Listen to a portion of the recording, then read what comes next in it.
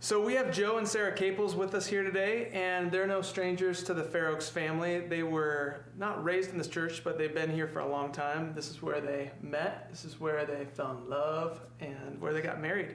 And so it was about 3 years ago or so that you guys were sent out from this church, and you went down to Midtown with a mindset much like a missionary. And we've been doing this series here at Fair Oaks, basically trying to get all of us to be missionaries in our neighborhood. And the name of the series is Who's My Neighbor?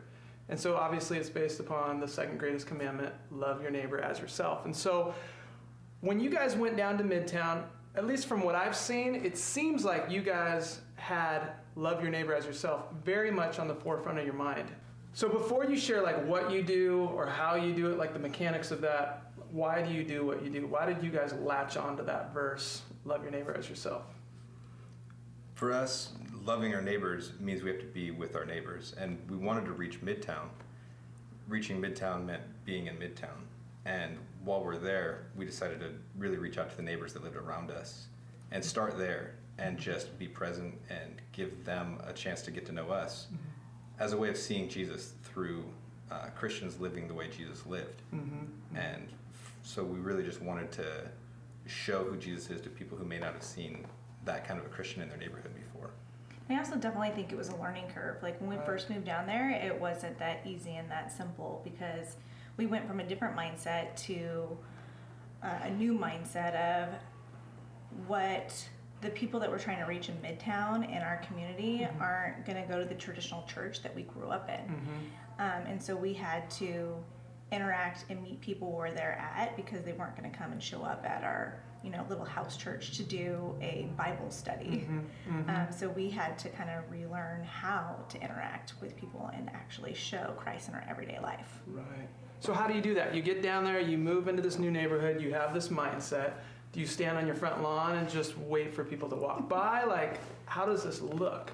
We do stand on our front lawn a lot. But we aren't just waiting. We went to houses. We went and said, hey, we just moved in. We want to get to know you. We'll be having barbecues in our backyard. We bought a ton of hamburger meat. We bought a ton of drinks. And we just said, come on over. We'll be barbecuing every week. Nice. So we really want to get to know you. And did people come? Yeah. My Sarah and I, we were over at your house. We were talking. And you started sharing about your neighbors. And the thing that Sarah and I talked about after we left was we loved how you not only knew their names, but you knew their stories, and you were talking to them like they're real people. And how do you go from like not knowing somebody's name to knowing their name to knowing their story to like them actually becoming real friends? So again, I think it's just a process. Like it doesn't happen overnight and it doesn't happen quickly and easily. Like we just started out just with the normal, everyday conversation when you meet somebody. Hey, what's your name? What do you do for a living? Oh, what's your kid's name? But then over time, as interacting and spending more time, you say, oh, okay, this is what your job is. So how's it been going? What have you been doing there? Or just having conversation. I'm a lot more of a conversationalist than Joe is. And so I interact and I ask questions and then I listen. And it's a reciprocal relationship.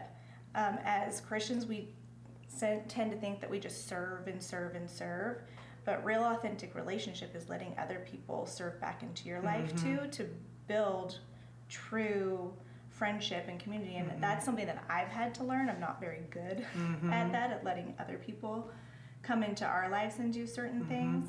So you said you listen, and like a lot of people don't listen, and we don't ask questions, and we just think as Christians, we have a message that we have to share, and so we're thinking, how am I going to get them saved? How am I going to share the gospel?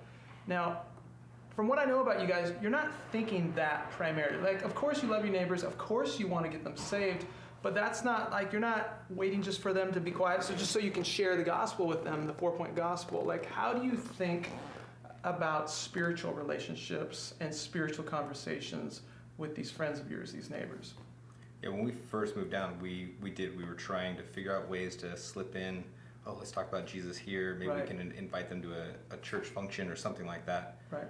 And it wasn't happening. We just we didn't want to stress the conversation, but we wanted to share.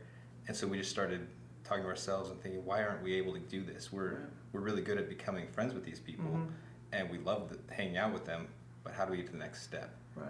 And it took some time for us to get comfortable with saying, we don't need to rush this. It's okay if we're not the superstars that get them to the end. Like seal the deal with them. Right. I think you said something to me one time about being okay with being steps 4, 5, and 6 out of a 10-step process, knowing it's not really a 10-step process. Right. And I like that, and we stuck with it. We just came and said, let's hang out. We weren't hiding the fact that we were Christians, but we also weren't trying to push them to listen to a conversation about Jesus. We were open to talking about it without pushing it. Right. And so then that turned in later to them coming and saying, hey, I've got a question about Jesus. So for most of us here at Fair Oaks, like, we've lived in our neighborhoods and our homes for decades, and we just haven't engaged our neighbors. And so the idea of starting to engage is a little bit intimidating. Like, what do I do? And the first thing that a lot of us think of is like some sort of event. I'll just do it, and I'll be one and done, and I don't have to do anything anymore. So what advice would you give us to start? Like, say a lot of us, we want to do this, but how do we do this? What needs to change in us? There's a lot of non-Christians that don't know any Christians that want to spend time with them. They feel like they're a project. Sometimes they feel like the relationship has strings attached. And so what we've done is we've just gone out and shown our neighbors that we actually care about them. We actually want to spend time with them. And I would echo those sentiments, because we've, from several different people, have said we know Christians in our life, whether it's a friend or family, but the majority of our relationships stay at a surface level because, and this is how they feel, this is what's been expressed to us, is that they make time for their church community and we get what's left over, or we get these little snippets of time, but it comes across as we're not as important as your church community. And so Joe and I have had these conversations of, why would they want to come and be part of our church community if we're not showing them beforehand what it's like to be part of our community and really love and care for them? It's like we're saying, we will spend all that time and have real relationship with you once you become part of our community. And it's not the way it works. Right.